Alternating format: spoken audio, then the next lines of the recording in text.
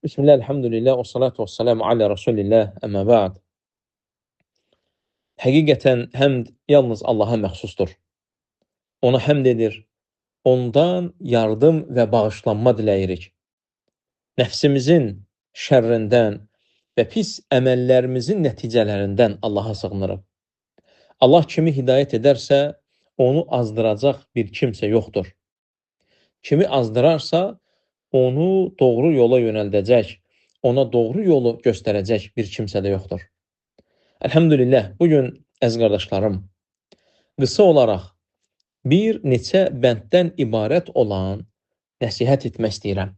Hansı ki, elhamdülillah, Allah üçün sevdiyimiz bəzi qardaşlarımız bizdən bu nəsihət etməyimizi və qardaşlarımıza qısa olaraq elm əhlinə, alimlərə, elm tələbələrinə qarşı hansı bir ədəb üzərində olmaq lazımdır, hansı bir əxlaqla onlarla davranmaq lazımdır və bu hansı bir halda, bu münasibət hansı hallar üzərində olmalıdır, o barədə bizdən nəsihət istədilər.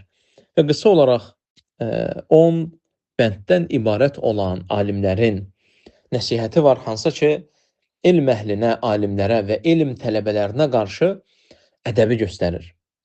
Qardaşlarım, ilk öncə bilmək lazımdır ki, həqiqətən Allah Azza və Cəllə bu ümməti elmlə ucaldıb.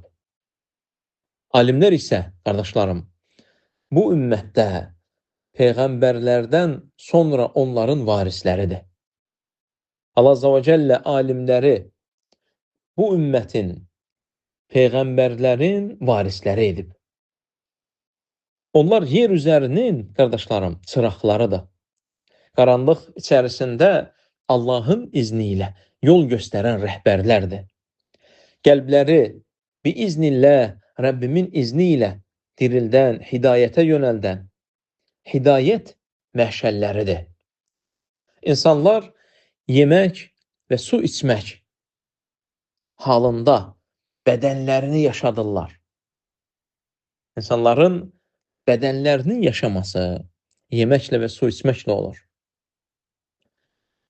Alimlərin elm vermələri isə, danışdıqları isə onların qəlblərinin yaşamasına yönəldir. Allah Azza və Cəllə, qardaşlarım, Mücədələ surəsinin 11-ci ayəsində buyurur ki, Allah sizdən iman gətirənlərin və elm verilənlərin dərəcələrini yüksəldər. Qardaşlarım, vallahi, Quran-Kərimdə bu ayələrə diqqət etsək, görərik ki, bu ayə elm əhlinin Allah qatındakı yüksək məqamına necə də açıq-aşkar bir dəlildir. Çünki Allah Azza və Cəllə onları iman əhli ilə birlikdə zikr etmiş və onların dərəcələrinin ucalığını xəbər vermişdir. Hər Allah Azza və Cəllə, qardaşlarım, elm verilən kəslərin dərəcəsinin yüksək olduğunu öz Qurani Kərimində danışmış olduğu sözlərində yüksək olduğunu bildirmişsə, insan yer üzərində onların hörmətini hansı bir şəkildə saxlamalıdır? Onlara necə hörmət etməlidir? 7 qat göyün üzərindən Allah Azza və Cəllə özünə layiq olan bir şəkildə danışaraq onlara necə də uca bir məqam sahibi olduqlarını bəyan edib. Muhammed sallallahu aleyhi və səlləm hədislərinə baxdığımız zaman görürük ki, alimlərin nə qədər üstün məqamda olduqlarını xəbər verir. Yalnız ibadət üzərində olanlardan, abidlərdən alimlərin üstünlüyü neçə hədislərdə bəyan edilmişdir, neçə yerlərdə vurğulanmışdır.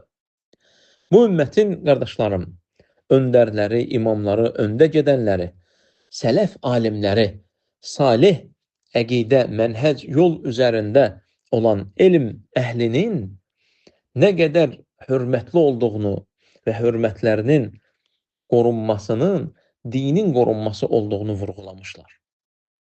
Alimlər deyir ki, qardaşlarım, elm əhlinin hörmətini qorumaq dinin qorunmasının bir hissəsidir. Onlar belə hesab edirdilər. Elm əhli qorunarsa Allahın dini qorunar.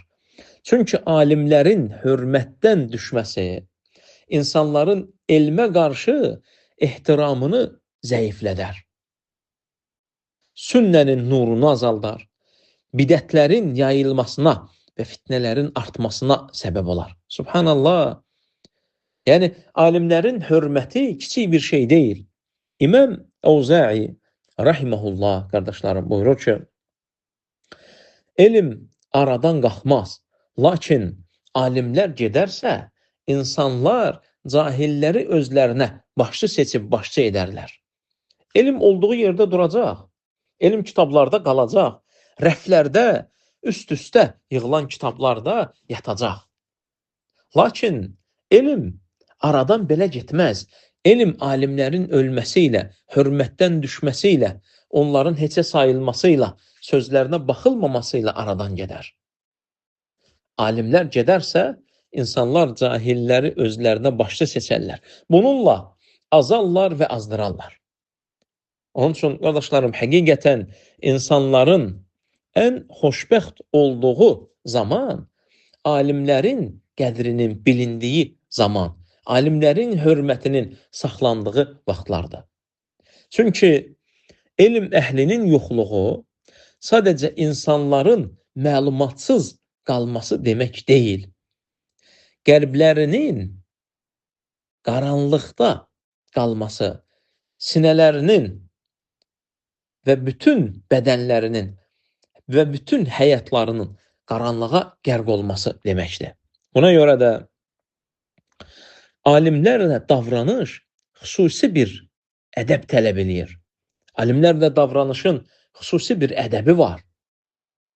Onlara adi insanların davranıldığı kimi davranılmaz.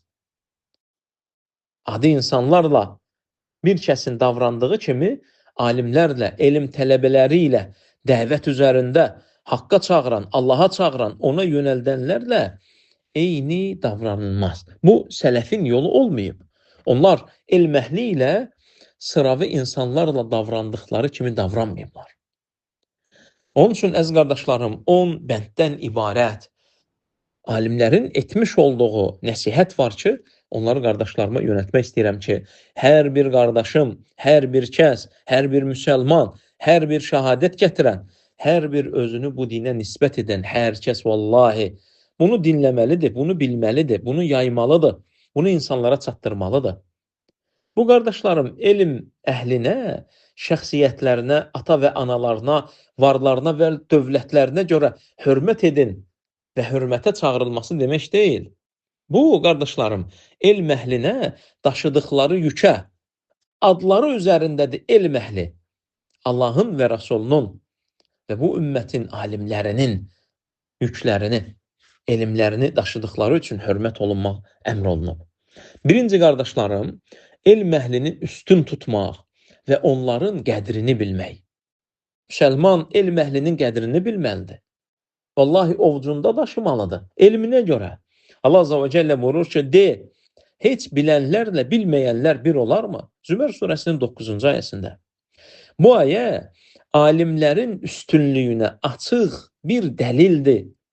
Çünki Allah Azza və Cəllə bilənlə bilməyənin, alimlə sıravı olan birinin, elm əhli ilə cahilin eyni olmadığını bəyan edib. Allah Azza və Cəllə eyni tutmayıb onları. Abdullah İbni Abbas radiyallahu anh buyurur ki, alimlər peyğəmbərlərin varisləridir. Alim sadəcə danışan insan deyil, sadəcə söz deyən, xütbə verən, məvzə edən biri deyil. O, Allahın kitabını, subhanallah, və Muhammed sallallahu aleyhi və səlləmin sünnəsini və sələfin yolunu daşıyan bir varisdir, mirasçıdır. Mal daşımır, pul daşımır. Üzərində hansısa bir zəncinin, varlının, oliqarxın və yaxud da malları və dövlətləri olanların pulunu daşıyan bir varis deyil. Allahın kitabını daşıyan bir varisdir. Muhammed sallallahu aleyhi ve sellemin sünnəsini daşıyan bir varisdir. Və sələfin yolunu, salihlərin, imamların, öndərlərin yükünü, yolunu daşıyan bir varisdir. Buna görə də qardaşlarım, alimlərin qədrini bilməmək qəlbdəki elm hörmətini zəiflədir, öldürür. Onun üçün alimin qədri və qiyməti bilinməlidir. İmam Əhməd ibn Həmməl rahimehullah buyurur ki, insanlar yeməyə və içməyə nə qədər möhtazdırsa, elmə ondan daha çox möhtacdılar. Çünki, qardaşlarım, yemək və içmək bədəni yaşadır, elm isə qəlbi yaşadır. Sufyan Əs-Savri rahimehullah buyurur ki, əgər yer üzərində alimlər olmasaydı, insanlar heyvanlar kimi olardılar. Subhanallah. Nə halalı bilərdilər, nə haramı. Nə doğrunu bilərdilər, nə səhvi. Nə yolu bilərdilər, nə gedişatı. İmam Əş-Şəfi'i rahimehullah buyurur ki, kim Quran öyrənərsə, onu dəyəri insanlar arasında yüksələr. Kim fiqh öyrənərsə, məqamı ucalar. Quran öyrənənin, qardaşlarım, dəyəri yüksələr. Fiqh öyrənənin, onları olmazı, halalı, haramı öyrənən isə məqamı uca olar. Elm əhlini adi insanlar kimi görmək, onların məclisində boş söhbət məclisi olaraq saymaq və yaxud da onların məclisində istədiyi kimi davranmaq, istədiyi söhbəti etmək, onların nəsihətlərinə laqeyd yanaşmaq, laqeyd qalmaq, vallahi və billahi və tallahi, böyük məhrumiyyətdir, qardaşlarım. Vallahi böyük məhrumiyyətdir. İnsan sanki gündəlik bu alimlərlə, elm tələbələri ilə oturur. Allah Azza və Cəllə nəsib edib, gəlib elm tələbəsi ilə bərabər olmağa, bir məclisdə oturmağa, görürsən ki, gündəlik öz dostu ilə buradan sonra çıxıb gedəcəyi çay məclislərində, yolda, maşında, iş yerində edə biləcəyi söhbəti gəlib bu elm əhlinin məclisində də eləyir. Alış-verişindədir, ticarətindədir, söhbətindədir. Maşınının təkərinin deşilməsində və yaxud da rolunun xarab olmasından danışır. Məhrumdur insan. Başa düşmür ki, kimin məclisindədir. Məsələ oradakı yuxarı başda oturan şəxsdən adının nə olmasından getmir. İstər Osman olsun, istər digər olsun, istər Əhməd olsun. Orada oturanın adı fərq etməz. Orada oturanın nə danışdığı, hansı yükü daşıdığı bu fərq eləyir. Onun üçün alimin qədrini bilmək, onun yanında oturub laqeyd davranmamaqdır. Gündəlik məişətində, evində, ailəsi ilə, uşaqları ilə, iş yoldaşları ilə etmiş olduğu söhbəti onun məclisində etməməlidir. Bu, qardaşlarım, məhrumiyyətdir. Alimlərin qədrini bilmək əslində, qardaşlarım, bunu bil, vallahi, Allahın dininin qədrini bilməkdir. Rasulullah sallallahu aleyhi və səlləmin sünnəsinin qiymətinin bilinməsidir. Kim alimləri ucaldarsa, Allah onun qəlbində elmə sevgi yaradar və onu haqq yolunda sabit saxlayar, haqqa yaxınlaşdırar, haqqa isabət etdirər. Sonra isə, qardaşlarım, ikinci məsələ, alimlərin etmiş olduğu tövsiyələrdən elm əhli ilə, elm tələbələri ilə danışarkən ədəbli olmaq, ədəbli danışmaq və təvazükar olmaq. Allah Azza və Cəllə, qardaşlarım, Hucurat surəsinin 2-ci ayəsində buyurur ki, ey iman gətirənlər, səsinizi Peyğəmbərin səsindən ucaltmayın, ondan daha yüksək etməyin. Bu, qardaşlarım, bu ayə Muhammed sallallahu aleyhi və səlləmin haqqında nazil olsa da, alimlər deyir ki, onun varisləri olan alimlər, elm tələbələri də bu ayəyə daxildilər. Alimlərlə davranış da bu ayədən götürülən dəlilə əsasən olmalıdır. Bu ayədən böyük ibrət olaraq götürülməli. Necə ki, Allah Rasulunun yanında onunla adi, sadə biri kimi davranılmamalı, danışılmamalı, səsi onun səsindən uca çıxmamalıdırsa, eləcə də qardaşlarım, onun sözünü danışanlar var. Ha, mirasçılar. Qalə Rasulullah, qalə Allah və qalə Rasulullah. Allah belə dedi, Rasulü belə söylədi deyənlərin yanında da səslər uca çıxmamalıdır. Onlarla danışarkən insan ədəbli olmalıdır. Bu ayə, sən Allahın ayəsinə tabi olmalısan. Özünü vallahi ədəbləndirməlisən. Sənə vacibdir bu. İmam Malik, rahiməhullah, danışarkən səsini yüksəldən insanları heç vaxt sevməzdi. Deyirdi ki, bu məsciddə Muhammed sallallahu aleyhi və səlləmin yanında səsi yüksəltmək qadağan edilmişdirsə, onun elmini daşıyanların yanında da eynisi olmalıdır. Allah Rasulunun o danışdığı zaman səslər, onun səsini ötməsi, onun səsini bastırması qadağan olmuşsa, onun sözünü insanlara çatdıranların da səsi basılmamalıdır. Abdullah ibn Mübarək rahiməhullah buyurur ki, biz elm öyrənməzdən əvvəl ədəb öyrənərdik. Ədəb öyrənərdik. Sələf alimlərinin məclislərində elə bir heybət olardı ki, qardaşlarım, insanlar sakitlikdən tərpənməməyə elə cəhd edərdilər ki, elə çalışardılar ki, sanki onların üzərinə quş qonmuş kimi oturardılar. Sanki qorxardılar ki, başlarına sanki quş qonub dəbərsələr uçacaq.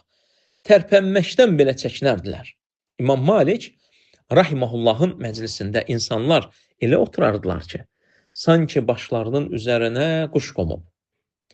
Elm məclisində, qardaşlarım, yüksək səslə danışmaq, elm əhlinin sözünü kəsmək, mən nəsə bu məsələdə sənlə razı deyiləm, bilməyən bilənlə bir ola bilməz. Məsələ sənin razı olmağın deyil, məsələ sənin elm məclisində ədəbli olmağında. Yüksək səslə danışmaq olmaz. Görürsən biri, sən danışırsan, o da səninlə bərabər telefonla danışır biri ilə. Telefonla danışır. Sanki gündəlik gördüyü, tanıdığı, tapdığı bu elm adamı ilə gündəlik bərabər olur. Məhrumdur, məhrum. Və yaxud da sözün kəsir. Və yaxud da mübahisə eləyir. Subhanallah. Alim danışarkən telefonla danışır, elm əhli danışarkən telefonla danışır. Və yaxud da başqa bir işlə məşğuldur. Elm tələbəsi orada danışır. Bu da burada iki nəfərə hansısa bir məsələnin alış-verişini eləyir. Subhanallah. Vallahi o məclisə gəlməsəydim, halım bundan daha xeyirli idi. Çünki bu məclisə gələrək nə qədər ədəbdən, nə qədər əxlaqdan kasıb olduğumu göstərdi. Nə qədər məhrum olduğumu, Allahın dinini bilmədiyi, elm əhli ilə necə davranış ədəbinin olduğunu bilmədiyini göstərdi. Bu qardaşlarım, ədəbə zidd davranışdır. Yüksək səslə danışmaq, elm əhlinin sözünü kəsmək, onunla mübahisə etmək, elm tələbəsi danışarkən, söhbət edərkən telefonla danışmaq və yaxud da başqa bir işlə məşğul olmaq. İmam Zəhəbi rahiməhullah deyir ki, elm nurdur. Subhanallah, elm nurdur. Bunu qardaşlarım, bu nuru yalnız elmin qədərini, dəyərini bilənlər bilər. Və Allahın nuru asi və ədəbsiz insanlara verilməz. Orada oturub, vallahi, əgər elmi ədəbin olmayacaqsa, sən oradan fayda götürməyəcəksən. Sadəcə oturub, bir saatın orada keçəcək, vaxtın gedəcək, sən oradan faydalanmayasan. Bu nur sənə verilməyəcək. Nur ədəbsizə verilməz. Allahın dininin ədəbini, Rasulullah sallallahu aleyhi və səlləmin sünnəsinin ədəbini qoruya bilməyənlərə elm verilməz. Nəticə olaraq, qardaşlarım, elm məclisinin bərəkəti ədəblə qorunur. Təvazu ilə oturan insan elm qazanar, qardaşlarım. Təkəbbürlə oturan, qarşısında Allah və Rasulunun elmini daşıyan kəsə hörmət etməyən məhrum olar, qardaşlarım. Sonra isə üçüncü məsələ, özünü alimlərin yanında, elm tələbələrinin yanında üstün görməmək, insan özünü üstün görməməlidir. Üstünlük yalnız Allah Azza və Cəllənin elmi daşıyanlardadır. Üstünlük ondadır. Bir insanın elm əhli ilə onun qarşısında özünü böyük aparması, bu, həmin kəsin qəlbinin xəstə olmasının göstəricisidir. Vəzifə, sərvət, mal, dövlət, soy, nəsil, nəcabət, dünya məqamı. Qardaşlarım, bunlar alimlərin yanında insana üstünlük verməz. Kimsəni üstün etməz. Nə vəzifə, nə mal, nə dövlət, nə insanın varı, nə pulu, nə maşınının gözəl olması. Alimdən üstün etməz səni, sənə üstünlük vermir bunlar. Çünki bunlar kafirlərdə də var, münafiqlərdə də var. Amma elm yalnız Allahın istədiklərində var. Onun üçün insan özünü üstün görməməlidir. Çünki elm məclisində insanların üstünlüyü təqva, ixlas, təvazu və elm ilə ölçülür. Mücahid rahimehullah deyir ki, təkəbbürlü və utancaq insan elm öyrənə bilməz. Elm öyrənə bilməz.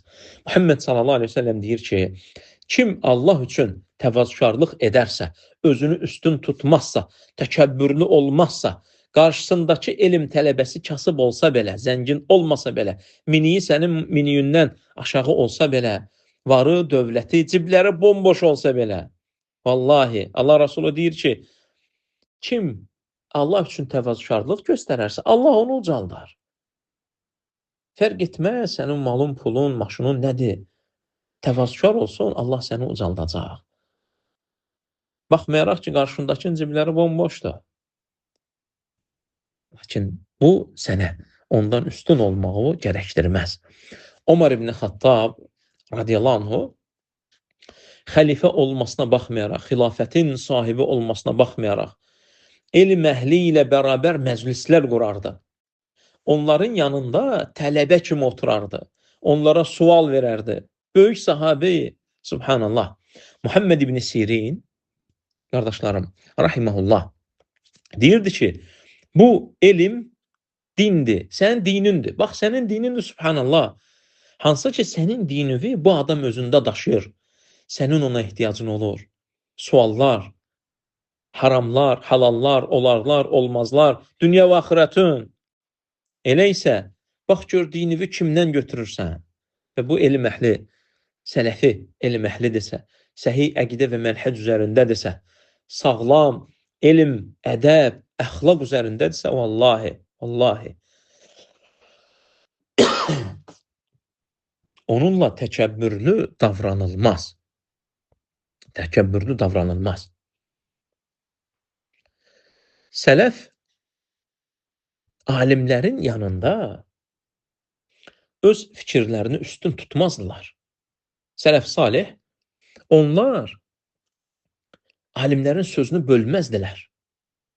Öz nəfslərini geri çəkərdilər. Onlar alimləri üstün bilirdilər. Alimlər, qardaşlarım, deyirdilər ki, elm tələbəsi müəllimin qarşısında xəstənin həkimin qarşısında olduğu kimi, oturduğu kimi hər sözünə, hər hərfinə diqqətlə qulaq asıb xəstəliyinin nə olduğunu öyrənən biri kimi olmalıdır. Necə ki, qardaşlarım, hər birimiz xəstələnirik. İnsan həkimin yanına gedəndə bir yeri ağrıyırsa, necə təvazökar oturur, necə onun sözünü kəsmir. Çünki bilir ki, qarşısındakı bilir, elmin sahibidir. Və bilir ki, bədəninin sağlamlığı var, bilir ki, dünyasının qurtuluşu var. Bəs alimlərin, elm tələbələrinin yanında sən ondan daha xəstənin həkimin qarşısında oturduğundan daha böyük bir təvazu ilə oturmalısan. Çünki həm dünyavın, həm də axirətivin, həm bədənivin bu dünyada, həm də axirətdə qurtuluşu var. Vallahi var. Elm, qardaşlarım, qəlbə təvazu ilə daxil olar, təvazükarlıqla. Özünü böyük görən insan çox vaxt haqqı qəbul etməkdən məhrum qalar. Dördüncü nəsihətimiz, qardaşlarım, alimləri adi insanlarla eyni səviyyədə tutmamaq. Alimlə, bilənlə, bilməyən eyni tutulması fitnənin başlanğıcıdır, qardaşlarım. Fitnənin başlanğıcıdır. Alim adi insan deyil, qardaşlarım. O Allahın ayələrini və Muhammed sallallahu aleyhi və səlləmin sünnəsini daşıyan bir varisdir. Necə ki, İbn Abbas radiyallahu anh'ın sözünü gətirdi. Alimlər peyğəmbərlərin varisləridir. Şeyxülislam İbn Teymiyyə deyir ki, qardaşlarım, insanların alimlərə ehtiyacı yemək və içməkdən daha böyükdür. İmam Əhməd deyir ki, alimlərin qədrini yalnız elm sahibi olanlar bilər. Sələflər, qardaşlarım, alimlərin məclisinə xüsusi ehtiram göstərməklə hörmətini qaldırardılar. Onlar, qardaşlarım, boş söhbət adamı kimi görməzdilər. Gedək onlarla vaxtımızı keçirdək düşünməzdilər. Gedək çay süfrəsi var deyə dəyərləndirməzdilər. Gedək Allah və Rasulunu bizə öyrədəcək, yolumuzu göstərəcək. Əqidə və mənhəcimizdə bizi cənnətin yolunu aparacaq, cəhənnəmdən qurtaracaq bir adamın yanına gedək deyirdilər. Boş adam kimi baxmırdılar. Bugün isə, qardaşlarım, bəzi insanlar dünya əhlinə qarşı son dərəcə ehtiramlı olduqları halda, birinin malı varsa, birinin maşını varsa, birinin zənginliyi varsa, onlara qarşı elə bir ehtiram göstərir ki, vallahi, subhanallah, adam utanır. Adam utanır baxanda ki, zəngindir deyə, vəzifəlidir deyə, hansısa bir məqam, məkan, dünyavi cəhətdən hansısa bir yer tutur deyə, dünya əhlinə qarşı elə bir ehtiram göstərir ki, hansı ki, qıraqdan baxana bu utanc verici gəlir. Lakin baxırsan ki, alimlərlə danışarkən kobud davranır. Onları adi insan kimi mühakimə edir. Onlar barəsində hökmlər verir. Dillərini onların haqqında qorumur. Onlar haqqında rahat şəkildə işlədir. Dili sağa və sola onları kəsir. Bu isə vallahi, qardaşlarım, həmin şəxsin qəlbinin xəstə olmasını göstərir. Nəticə isə, qardaşlarım, alimləri insan səviyyəsinə endirmək. Biz insan səviyyəsinə, adi insan səviyyəsi dedikdə, elmli insanla cahil insan nəzərdə tuturuq, ha? Yoxsa yəni ətdən qandan olması etibarıyla o da məxluqdur, o da adi insandır. Lakin biz burada qeyd etdiyimiz, üzərində durduğumuz, bilənlə bilməyən insan olaraq dəyərləndiririk. Alimi, adi, siravi, cahil bir insan səviyyəsinə endirmək, bu elmin nurunun zəifləməsinə və insanların haqdan uzaq düşməsinə səbəb olacaq, qardaşlarım. Sonra isə, qardaşlarım, 5-ci məsələ, hansı ki, alimlər qeyd edirlər ki, alimlərə qarşı diqqətli və ədəbli olunmalıdır. Alimlərin qeybətindən və onlara qarşı hörmətsizlikdən çəkinmək. Alimlərin qeybəti, qardaşlarım, adi sıravi insanların qeybəti kimi deyil. Çünki alimə dil uzatmaqda insanlar elmdən soyuyor. Yəni, hansısa bir elm tələbəsi haqqında, elm əhli haqqında, dəvətçi olan bir qardaşımız haqqında boş-boş danışılıb, onun səviyyəsi aşağı salınırsa, bu, qardaşlarım, elmdən insanların soyumasına gətirib çıxardacaq. Bu, qardaşlarım, sünniyə qarşı hörmətsizlikdir. Bu, sünniyə qarşı hörməti azaldacaq. Sünniyə qarşı hörməti azaldacaq. Və cəmiyyət bundan zərər görəcək, vallahi. Onun üçün İbn Əsəkir, rahiməhullah, deyirdi ki, alimlərin əti zəhərlidir. Digərlərinin əti yeyilərsə, insan həlak olursa, alimlərin əti zəhərlidir, iynədikdə həlak olarsan. Yəni, onların abrına, onların namusuna, onların özünə dil uzatmaq, onlara toxunmaq, bu aqibəti çox pis olan bir təhlükəli bir şeydir. Çox təhlükəli bir şeydir. Əbu Qələbə, rahiməhullah, deyir ki, bir insanın alimə qarşı dil uzatdıqda, əgər görsün ki, bir insan alimə qarşı dil uzadır, bil ki, onun aqibəti çox pis olacaq. Bil ki, onun aqibəti çox təhlükəlidir. Onun üçün, qardaşlarım, elm əhlinə qarşı sərbəst, filan kəs belədir, filan kəs elədir, filan kəs bilmir, filan kəs cahildir, filan kəs də özünü adam sayır, elm sayır, elm əhli sayır, dəvətçi sayır deyərək, dili elm tələbələrinə, Allah və Rasulunun dinini yayanlara qarşı sağa sola yönətmək, qılınc kimi onları kəsmək, bil ki, vallahi onların aqibəti, sonluğu yaxşı olmayacaq. İmam Əhməd deyirdi ki, alimlərin eyiblərini axtaran insanın qəlbi ölür. Ölü qəlbdir. Ölü qəlbdir. Bu dövrdə qardaşlarım, insanların çoxu alimlərin səhvlərini axtarmaqla məşğuldular. Elm tələbələrinin xatalarını axtarmaqla sanki özləri ağappaq bir vərəqdilər və qalıb bir dənə elm tələbələri, qalıb bir dənə alimlər. Sələflər qardaşlarım, elm əhlinin dərsinə gedəndə yolda sədəqə verərdilər. Sədəqə verərdilər ki, ya Rabbi, mənim alimimin, elm tələb etdiyimin, elm almaq üçün yanına getdiyimin, bu elm əhlinin eyiblərini məndən gizlət. Onun eyibləri mənə aid deyil, mən görməyim, mən axtarmayım. O hesabı Allaha verəcək. Amma mən görməyim, çünki gördüyüm zaman elmin qiyməti mənim qəlbimdən düşəcək. Onun dəyəri qəlbimdən düşəcək və mən onun yanına elm almağa getməyəcəm. Və bugün isə oturub çayxanada oturub alimlərin ətini yeyirlər. Alimlərin ətini yeyirlər. İmam Əhməd rahimehullah deyirdi ki, alimlərin eyiblərini axtaran insanın qəlbi ölür. Onun üçün qardaşlarım, halbuki sələflər öz qüsurlarını axtarırdılar. Özlərinə baxırdılar ki, mən nəyəm? Mən nə etmişəm? Mən hansı haldayım? Nəyin ki, oturub alimlərin xatalarını axtaram. Əlbəttə ki, qardaşlarım, alimlər məsum deyil. Elm tələbələri məsum deyil. Ləbuddur ki, onların da xataları və səhvləri var. Hər bir insan səhv edə bilər. Lakin elm tələbələrinin səhvlərini axtarmaq, onların səhvlərini yaymaq, onların hörmətini sındırmaq və insanları onlardan uzaqlaşdırmaq, bu böyük bir fitnəyə səbəb olur, qardaşlarım. Vallahi bilmədiyim. Bəlkə bundan sonra 100 il yaşasan da, sən bilməyəcəksən ki, sən nələr elədin. Elm əhlinin əqrəb kimi sancılmasını gözləyərək. İmam Tahavi rahimehullah, qardaşlarım, deyirdi ki, alimlərin abrını qorumaq, yəni onların ayıblarını açmamaq, sünnə əhlinin əlamətlərindəndir.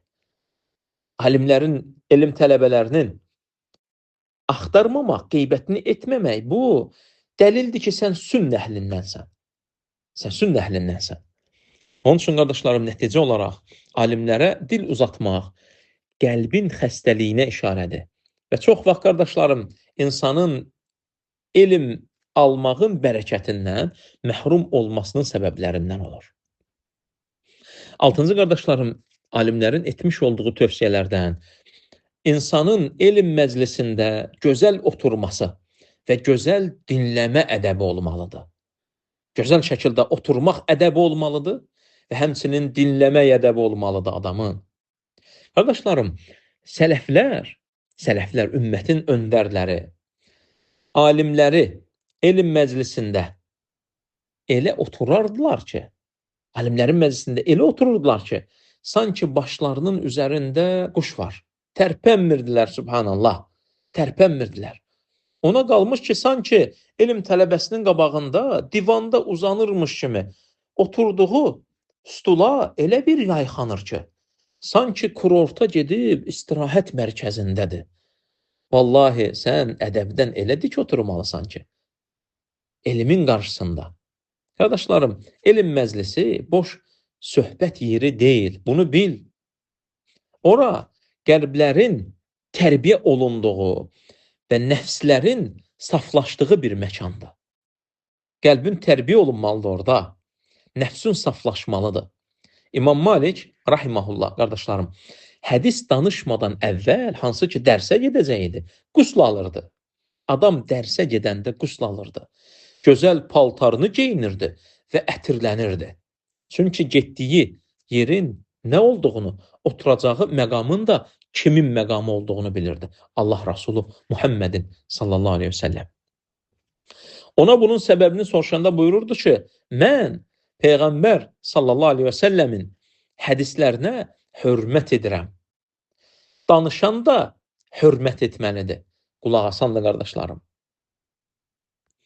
Qardaşlarım, sələf alimləri, bu ümmətin öndərləri elm məclislərinə qusl alıb gəlir, dəstəmaz alıb gəlirdilər.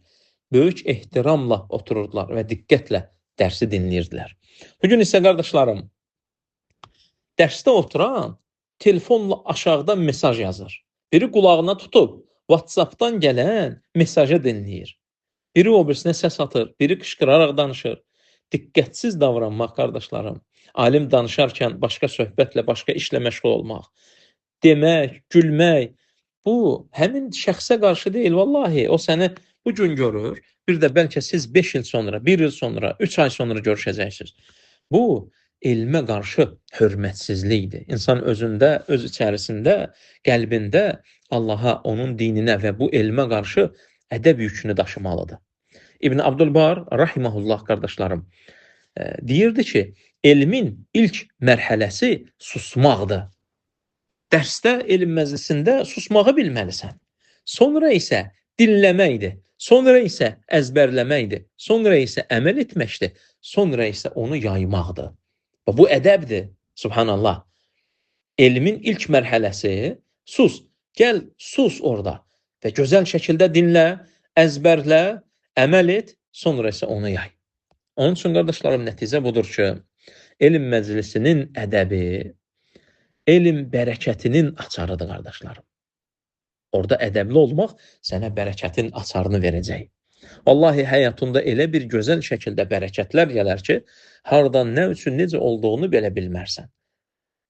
Qardaşlarım, kim məclisə hörmət edərsə, Allah da onun elminə fayda verər və oradan durduğu zaman faydalanmış bir şəkildə qalxar. 7-ci məsələ, qardaşlarım, hansı ki, alimlər, elm tələbələrinə, elm əhlinə, dəvətçi, səhih əqidə və mənhəc üzərində olan dəvətçilərə qarşı olan ədəbdən deyirlər ki, elm əhli üçün, qardaşlarım, dua etmək. Bu, onların haqqını ödəməkdəndir. Sanki sən onun haqqını ödəyirsən. Bəzən görürsən, qardaşlarım, elm əhlinə, məsələn, adı ilə çağırır. Osman, məsələn, deyir, Əhməd, Abdullah, Səyid. Qardaşım, sən elm əhlini çağırdığın zaman onun üçün ilk öncə dua etməlisən. Müəllim deməlisən. Böyük elm əhlidirsə şeyx deməlisən. Şeyx, müəllim, Allah sənə bərəkət versin, Allah səni qorusun, Allah səni izzətləndirsin, elmivi bərəkətli etsin. Dilindən qəlblərə getməsinə, sənin dilindən çıxıb onların qəlbinə getməsinə, əməllərində tətbiq edilməsinə sənə yardım etsin, dua eləməlisən. Qardaşlarım, elm əhli gecələrini gündüzə qataraq, insanların doğru yola hidayət olmaları üçün çalışırlar. Onların hidayəti üçün sərf eləyirlər. Buna görə də onların haqqını tanımaq, onlar üçün dua etmək, bu, ümmətin sələfinin yolundan idi, qardaşlarım. Onlar üçün dua etməlisən sən. Onlarla danışanda da, onlar sənin yanında olanda da, olmayanda da. İmam Əhməd, qardaşlarım, rahiməhullah, gecələr müəllimləri üçün dua edərdi. Müəllimləri üçün dua edirdi gecələr. Subhanallah, bu ədəbdir. Və sən də eləməlisən, vallahi. Qardaşlarım, ümmətin sələfləri alimlər üçün dua etməyi qəlbin təmizliyindən hesab edirdilər. Kim dua edirdisə, deyirdilər ki, onun qəlbi təmizdir. Çünki ona axirət xeyirlərini istəyən, dünya hökmlərini çatdıran biri üçün xeyir dua edir. Bu da, qardaşım, yaxşılığın qarşılığında yaxşılıqla cavab verməkdir. İbn Qayyim rahiməhullah deyir ki, alimlər üçün edilən dua insanın elmə olan sevgisinin əlamətindəndir. Elm əhlini sevmək, elmi sevməkdir. Elm əhlini sevmək, elm tələbələrini sevmək, alimləri sevmək, dəvətçiləri sevmək, Allah və Rasulunu sevməyin əlamətindəndir. İnsan, qardaşlarım, alimlər üçün dua etdikcə, onların qədrini daha da çox anlayır. Vallahi. Qəlblərində kin və həsəd onlara qarşı gedir. Qardaşlarım, kimin qəlbində kin və həsəd olarsa, həmin şəxsi görmərsən ki, alimlərə, elm tələbələrinə dua etsin. Kimin qəlbi kinlə, həsədlə, paxıllıqla, ədəbsizliklə dolarsa, onlar elm əhlinə dua etməkdən uzaq olarlar. Allah Azza və Cəllə, qardaşlarım, Quran-Kərimdə Həşr surəsinin 10-cu ayəsində buyurur ki, Onlardan sonra gələnlər belə deyərdilər. Sahabələrdən sonra gələnlər. Sahabələr elm əhli idilər. Dua edirdilər. Ey Rəbbimiz, bizi və bizdən əvvəl iman gətirmiş qardaşlarımızı bağışla. Subhanallah. Onlar üçün dua edirlər. Sahabə, o alimlər üçün. Və bu sənə ibrətdir, Allahın ayələridir. Və qəlblərimizdə iman gətirənlərə qarşı kin qoyma. Sən də eyni bu duanı eləməlisən. Allah Azza və Cəllə öyrədib.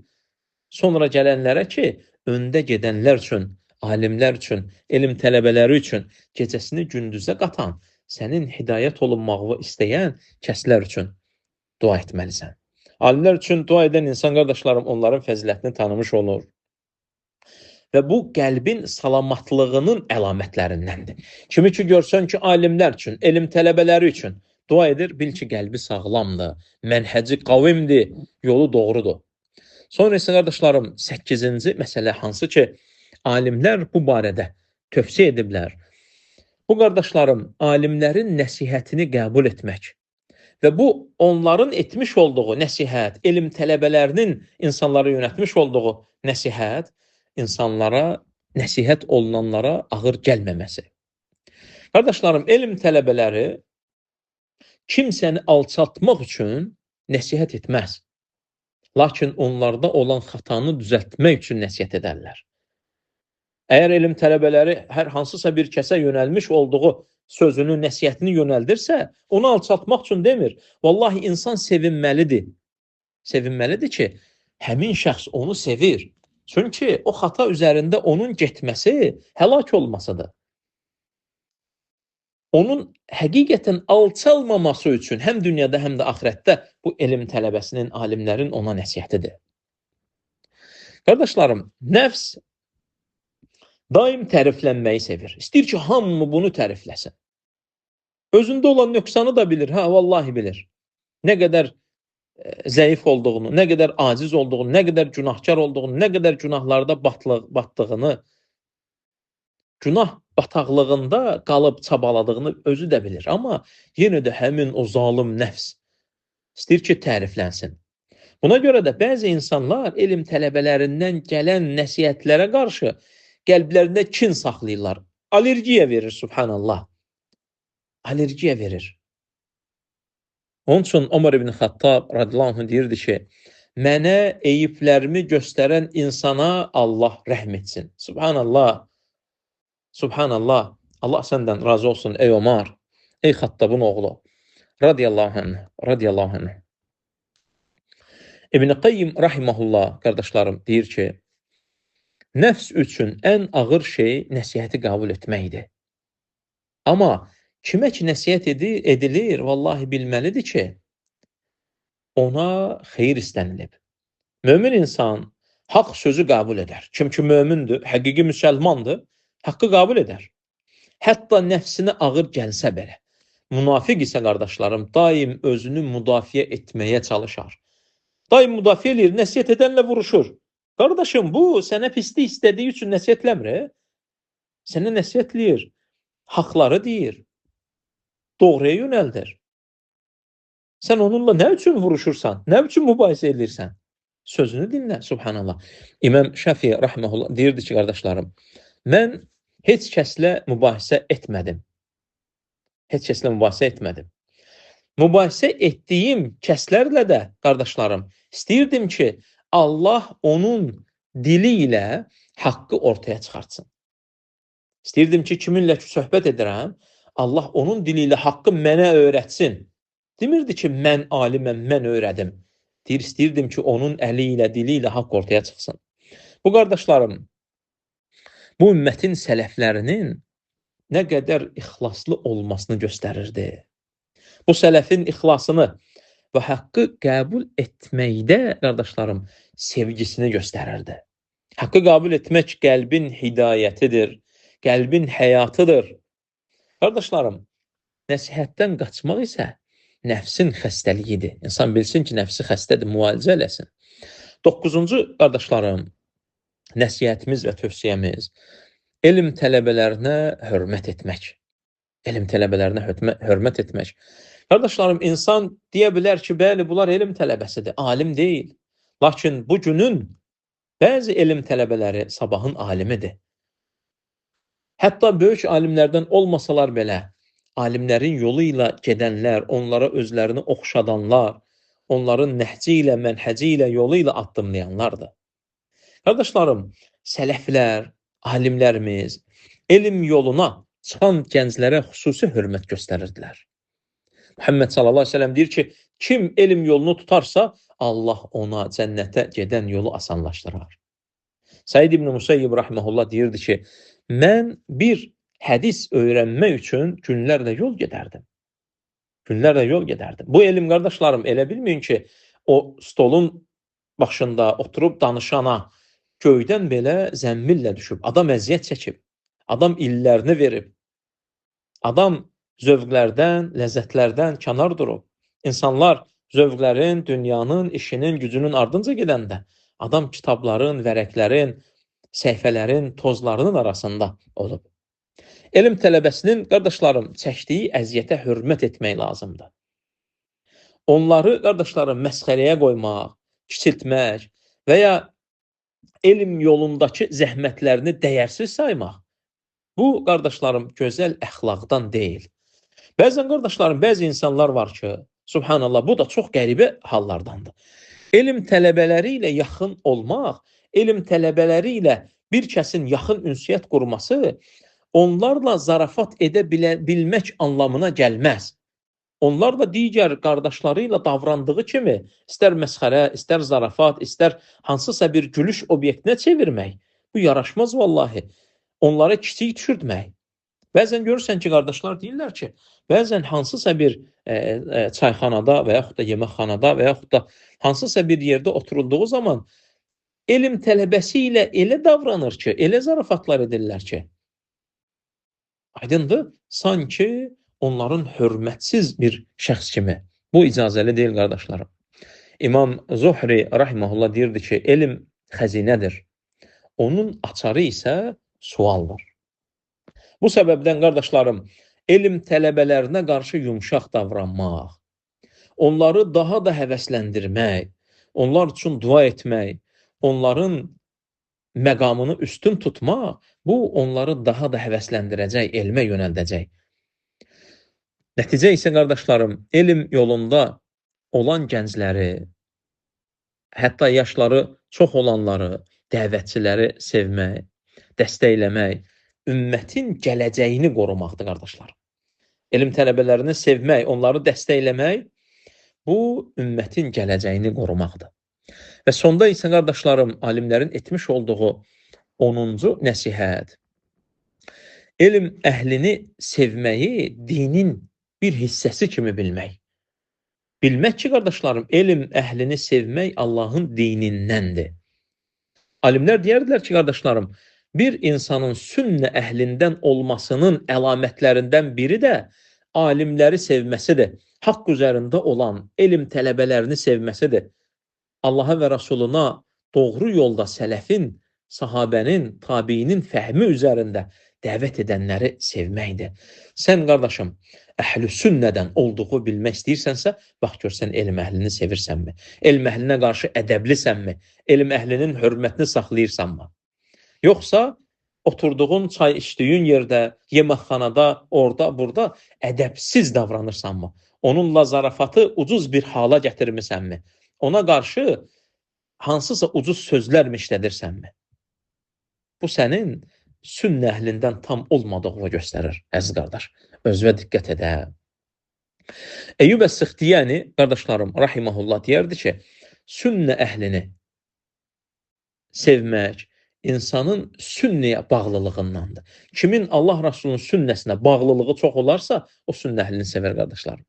Muhammed sallallahu aleyhi ve sellem buyurur ki, insanlar sevdikləri ilə bərabərdir. Vallahi, qardaşlarım, elm əhli olan alimlərimizi, haqq təqva üzərində, doğru mənhəc üzərində olan alimlərimizi, elm tələbələrimizi, elmə dəvət edənləri, haqqa dəvət edənləri Allah üçün sevin. Sevən sevdiyi ilə bərabər olacaq, qardaşım. Alimləri sevmək, onların məsum olduğunu iddia etmək deyil. Ha, biz alimləri sevmək lazımdır və bu 10 bənddən ibarət olan alimlərin gətirmiş olduğu onlara qarşı ədəb ərkanı deməyimiz, onların yəni ətdən qandan yaradılmamış hansısa qeyri-adi bir məxluq olduğunu demək istəməyimiz deyil. Ha, bunu qatışdırma. Alimlərin elminə görə, sıravi, cahil olmadıqlarına görə, hidayət çıraqları olduqlarına görə, haqqa çağırdıqlarına görə hörmətlərini deyirik, qardaşlarım. Onların sevilməsini dediyimiz zaman onlar günahkar deyil, xataları və səhvləri yoxdur, onlar məsumdur demirik. Ha, onların da xataları var, onların da günahları var. Onlar da insandır. Hər bir Adəm övladı xata edər. Lakin bizim dediyimiz budur ki, qardaşlarım, onların fəzilətini tanımaq lazımdır. Haqlarını qorumaq lazımdır.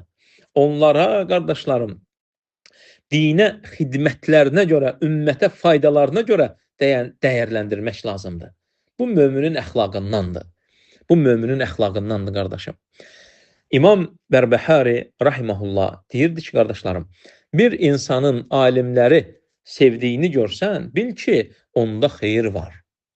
Alimlərə kim bəsləmək isə, qardaşlarım, çox vaxt insanların haqdan uzaqlaşmasına səbəb olacaq. Alimləri sevmək, elm tələbələri sevmək, insanın qardaşlarım, qəlbini diri saxlayar, elmə yönəldər. Alimlərə kim bəsləyən isə, qardaşlarım, haqdan uzaq durar.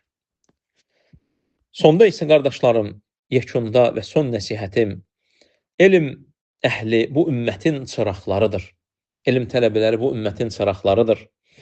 Onlara qarşı ədəbli davranmaq, qardaşlarım, sadəcə fərdi bir gözəllik deyil.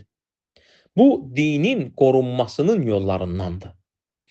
Kim alimlərin qədrini bilərsə, Allah ona elmə qarşı sevgi verər. Kim onları alçaldarsa, qardaşlarım, çox vaxt özü elmdən məhrum olar, azar və yoldan sapar. Elm əhli, qardaşlarım, bu ümmətin qəlbidir. Bu ümmətin qəlbidir. Elm əhli bu ümmətin danışan dilidir. Qardaşlarım, onlar yox olduqda fitnələr artacaq. Vallahi artacaq. Onların olmaması, onların geriyə çəkilməsi, onların hörmətdən salınması fitnələrin artması deməkdir. Onlar olmazsa, onlar geri çəkilərsə, onların olmadığı yerdə, toplumda, cəmaatda bidətlər yayılar. Və qardaşlarım, insanlar haqqı batildən ayırt edə bilməzlər, çətinlik çəkərlər. Sələflər, qardaşlarım, alimlərin hörmətini qorumağı dinin qorunması hesab edirdilər. Deyirdilər ki, alimləri qoruyun, elm tələbələrini qoruyun, bununla siz dininizi qorumuş olacaqsınız. Subhanallah, elm tələbələrinin qorunması sənin dinini qorumağındır. Sən dini qorumalısan, sənə vacibdir dinini qorumaq. Eləcə də dolayı yolla alimlərin qorunması, onların sevilməsi, hörmətinin saxlanılması, sənin dininin hörmətinin saxlanılması, dininin qorunması deməkdir. Dininin qorunması deməkdir.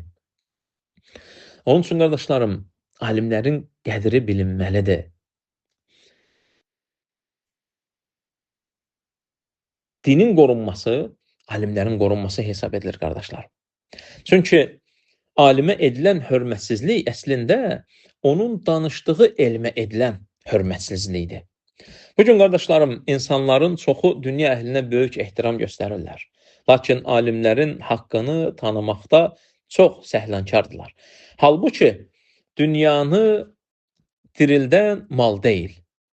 Amma qəlbləri dirildən elmdir, qardaşlarım. Qəlbləri dirildən elmdir. Necə ki, İbn Rəcəb rahimehullah deyirdi ki, elm qəlbin həyatıdır. Əziz qardaşlarım, qardaşlarıma və bütün ümmətə, dilimi bilənə, səsimi eşidənə, qulaqlarına çatana etmək istədiyim nəsihətim budur. Allah Azza və Cəllə bizi eşidib fayda alanlardan etsin. Allahdan istəyirəm ki, bizi alimləri sevən, onların qədrini bilən, elm əhlini, elm tələbələrini üstün tutan, elm məclislərində ədəbli olan, haqqı qəbul edən və sələfin yolu üzərində sabit qalan qullarından etsin. Allahdan istəyirəm ki, qəlbimizi elm və sünnə nuru ilə diriltsin. Bizləri alimlərə qarşı hörmətli, və təvazökar olan qullarından etsin. Dillərimizi elm tələbələrinin qeybətindən, onları fitnəyə salmaqdan və fitnələrə düşməkdən qorusun və bizi haqq üzərində yaşadıb, haqq üzərində də canımızı alsın. Etmək istədiyim nəsihətim bu qədər, əziz qardaşlarım. Allah Azza və Cəllə bizi eşidib fayda alanlardan etsin. Və sallallahu alə nəbiyyinə Muhammed və alə əlihi və sahbihi və səlləm.